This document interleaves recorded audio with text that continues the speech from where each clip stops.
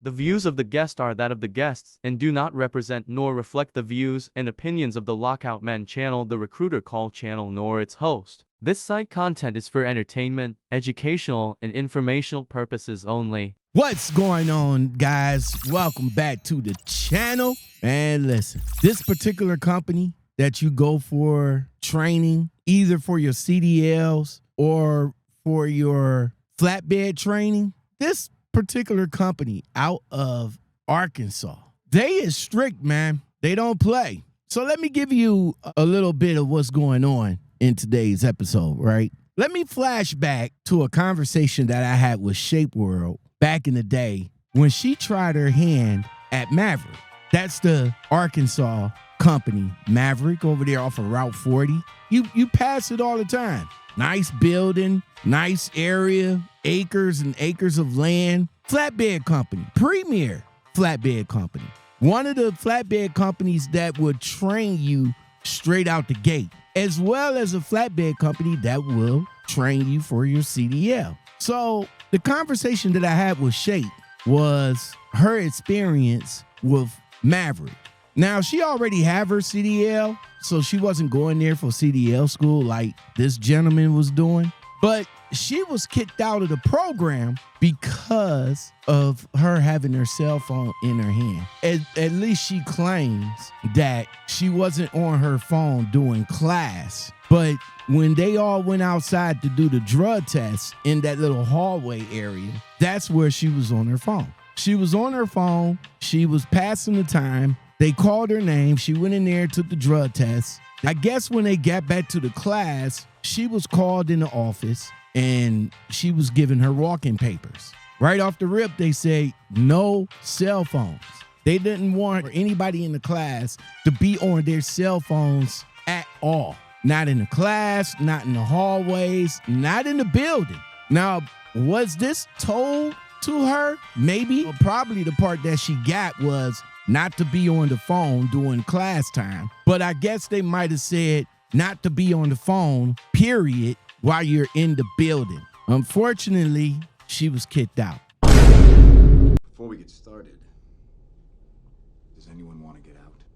Today's episode is about this CDL student that recently got kicked out of the driver training program. Now, he was going there to get his CDLs. It wasn't pretty, but it's a story packed, jam-packed with lessons about responsibility, attention to detail, and how the smallest mistake can have the biggest consequences.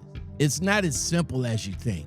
Just let me set the scene for you right quick before we get into his video. So imagine this. You just arrived at a rigorous flatbed training school in Little Rock, Arkansas. We know Maverick, the big flatbed company off of Route 40. You guys go past there all the time. You're pumped, right? You're ready to hit the ground running, but you're also juggling your nerves and trying to adjust to the structure there. Now you got a list of rules to follow. It's no big deal, right? It's just a hotel lobby, a class, a start time. But how quickly can things spiral when you underestimate the importance of, well, everything?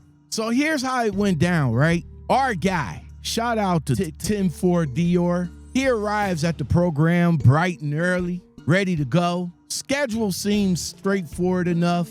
Be in class on time, get the training, follow the rules. Simple, right? Well, not exactly. So I got kicked out of the driver training program. Been here since Sunday. It's my own fault. I'll agree with it. Basically what happened is every day after class, they give you a list of things essentially to do and abide by. I didn't understand the emphasis on some of the things, like being in the hotel lobby at a particular time. I understood the emphasis on being in class at a certain time. I took that into an important thing to do.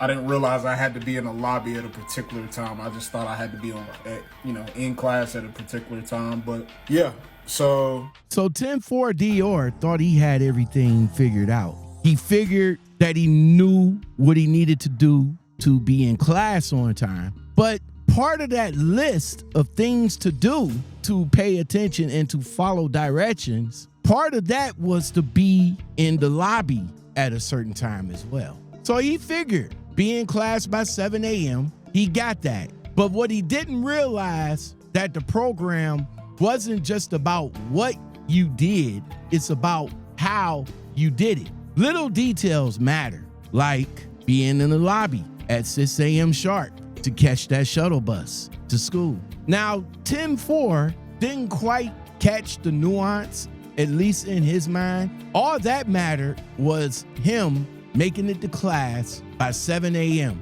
And he figured, hey, as long as you're there on time, what's the big deal? Well, unfortunately, it was a big deal. Today we had to be in class at 7. It's been like 6 o'clock since I've been here on Sunday to be in class. Today we had to be in class at 7, so I'm thinking, cool, you know, I get a few extra hours of sleep, or about an hour and a half extra of sleep or whatever. And so 6 o'clock rolls around, that's when I get up. I get up, take my shower and everything, you know, get ready. I get downstairs, there's literally nobody in the lobby. And typically, if you've been to driver school, y'all know them hotel lobbies are full of people, you know, trying to get on the shuttle or the van to go over to the school. Now again, my man gets up at 6 o'clock. Now, mind you, I'm thinking you're supposed to be in the lobby at 6 o'clock, but he figures that, hey, let me get a couple of extra minutes of sleep in right quick, and then I'll just go ahead, jet downstairs and hang out in the lobby. But only to get downstairs to the lobby, and it's completely deserted. No shuttle, no classmates, no nothing. Now think about this. If they expected him to be in the lobby at 6 o'clock, maybe the people or the classmates was already in the shuttle by that time. Because if they got the same itinerary, then they probably was down there before 6 o'clock. 6 o'clock came and they all posseed up in the shuttle. Now, most of us will probably panic, right? When you get down there, you don't see nobody or anything like that. But not my man, my guy. He's thinking to himself, no problem. He got time. He'll just go ahead and jet down to the facility. It ain't nothing but a mile.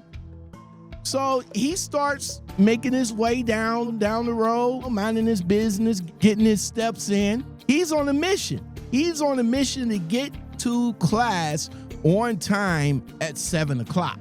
Halfway down there, though, he gets a call from his classmate, or at least one of his classmates. And so I get downstairs and there's literally, it's crickets. Ain't nobody down there. But I'm still thinking in my head, like, well, shit, I got till 7 o'clock to get to class. You know what I'm saying? I'm gonna definitely make that. So as I'm waiting downstairs, again, nobody's there. The school is about a mile from the hotel.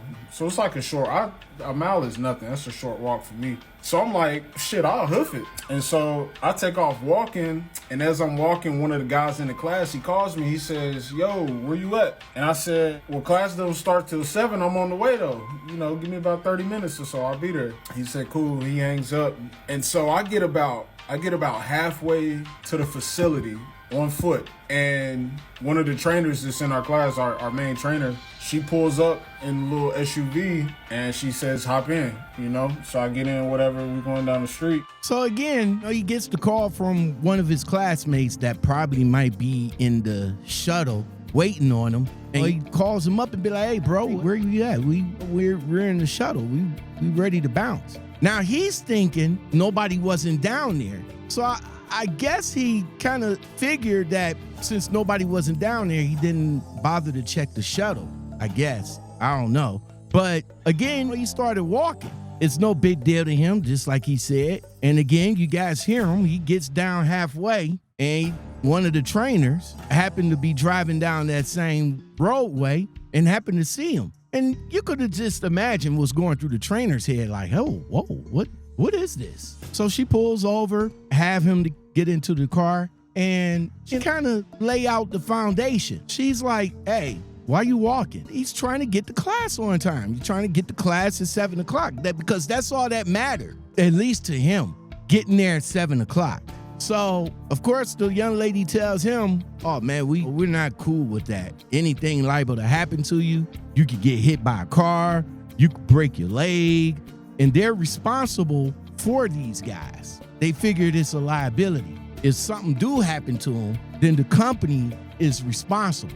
So again, my guy, he's just saying, oh, okay, well, I'll know next time. Again, still no big deal. The thing that's going through his head is just to get to class on time. But of course, it thickens after that. And she was like, what happened? I was like, well, you said class didn't start till 7, so, it's 6:35 when she picks me up. And she's like, yeah, but if something happens, you could have got hit or something, that would be our responsibility. We'd be liable for that. I say, cool, I understand that, whatever. And so we get to the school, get in class. Everything is like hunky-dory, same as usual as the last few days. And then one of the higher ups, he comes in. They go back to they got like a little office in the back of the classroom. They go back there, shut the door. They talking for a second. And I'm thinking everything's fine. I'm here. I'm in class before 7. Everything's cool and kosher. So they sitting in there, they talking for about 10 minutes. I'm thinking we about to take our air brake test. And so the door opens, he calls my name. Come in here for a second. You already know that feeling right there, boy. Your shit go to your stomach. Yeah, that is kind of crazy when they get a powwow like that and they back there for like a couple of minutes, 15 minutes, and the whole conversation is about you. And I guess what they're talking about is, well, we might have an issue with this guy. He's not following directions. And on that list is the directions that we need you to follow. Because if you can follow those directions, then we know that you won't have a problem following directions. So again, as you guys heard, they called him in the back. He got that sunken feeling that something is wrong. But still in his head, he's thinking, it's not a big deal. I'm here in class. I made it to class on time. But they get to talking. And the guy asks him like, yo, what happened this morning? So 10 explains what happened. Hey, I got up this morning. Nobody was in the lobby. And I didn't want to be late for class. So I started walking. I wanted to be on time because that was the main priority of the whole situation, right? But here's the thing. The program isn't just about showing up. It's like what I said before. It's about following directions to the letter. Even the little task like being in the lobby at 6 o'clock in the morning. It is a part of the test to see if you can handle the responsibility of the job. And that's what they got him on. So of course, my man, he gets it. He really gets it. He'll be like, okay, no problem. Tomorrow, 6 o'clock sharp. If nobody's in the lobby, I'll just wait or go outside and see if some of the shuttle is out there. But what happens next, though, hit this guy like a ton of bricks.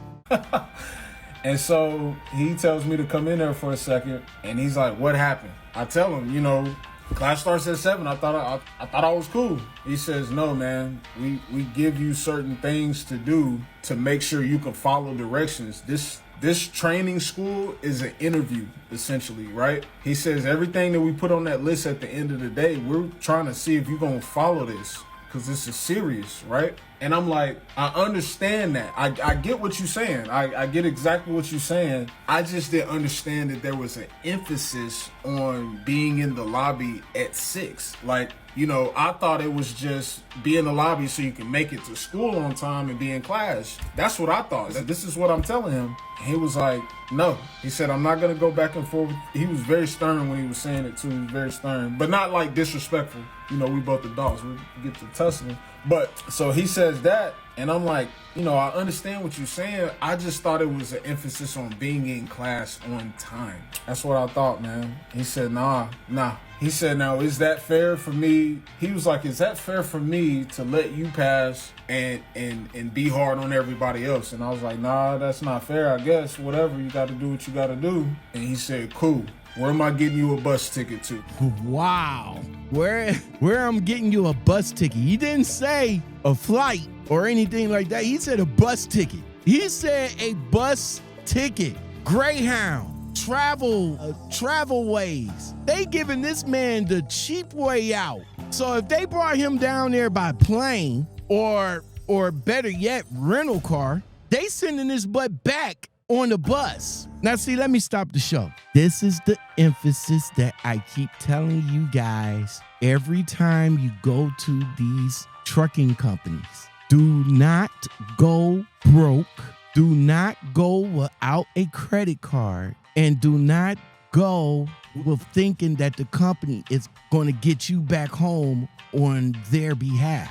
They giving this man a bus ticket now. Hopefully he has some money or a credit card to get him back home by renting a car. I'm not getting on no bus, especially if I'm from Ohio. I'm not getting on no bus. I'm not catching a Greyhound from Little Rock, Arkansas, all the way back to Ohio. I'm not doing that. I already got my credit card. I'm about to go to Hertz, rent a car, or these days you got to find a rental car agency that has one-way rentals. You pick that up. I'm on my way back up to Ohio in a rental car. I'm not getting on a bus. I'm sorry.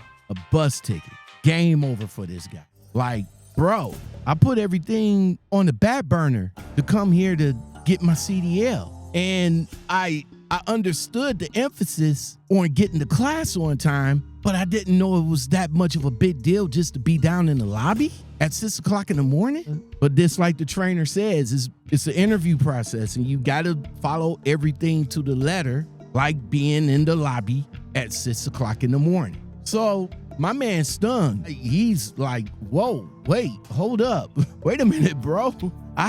He left everything. He left his family, responsibilities, life on hold. And you just gonna one and done me over one misunderstanding? But see, the trainer is thinking to himself that this is trucking. It's already a dangerous job. And if you can't follow directions, that little emphasis can cost you either your life or cost you the equipment, or worse, your life. And that's what the trainer is getting. Same thing what happened to Shake when they told her, hey, no cell phones, period. But yet she was in the hallway waiting for her DOT drug testing. She thought she'd just go on there and check the internet, check her mail and all like that. Of course, somebody seen her. They brought her in and they told her like, yo, you gotta go, because we told you no cell phones, period. Hold on. What's going on, guys? I just want to stop the video right here, right quick. If you guys made it this far into the video and you guys like what you're hearing, go ahead and hit that like button for me, bro. Hit that like button. It's free. It's free. If you made it this far into the video, man, make sure you hit that like button. It's right up under the video, man. And if you guys like more content like this, consider, okay? Y'all got two options. Well, one, but two options. You can either subscribe for the channel for more, and if you really want to rock with me and get the videos early, make sure you join the channel. All right, shout outs to all my members of the channel that rocks with your man. Thank you very much. Now let's get back to the show. So if you guys want to hear the rest of the video without my commentary, definitely go over to Tim4 Dior's TikTok page and let them know that Lockout Men sent you. So here's the takeaway. This wasn't about showing up or being at class at 7 o'clock in the morning, which that is kind of important, but it was a test of discipline and attention to detail, qualities that are critical in a high stakes career like trucking. The rules might seem harsh, but unfortunately it's there for a reason. So if you guys ever decide that if you want to do flatbed and you don't have your CDL and you want to get your CDL and you want to go out to a company out in Little Rock, Arkansas, Maverick, here's a word of advice. Follow every single rule, no matter how small it is. Because if you don't, one slip up, one iota, one blink, and they will send you home packing. Until next time, everybody.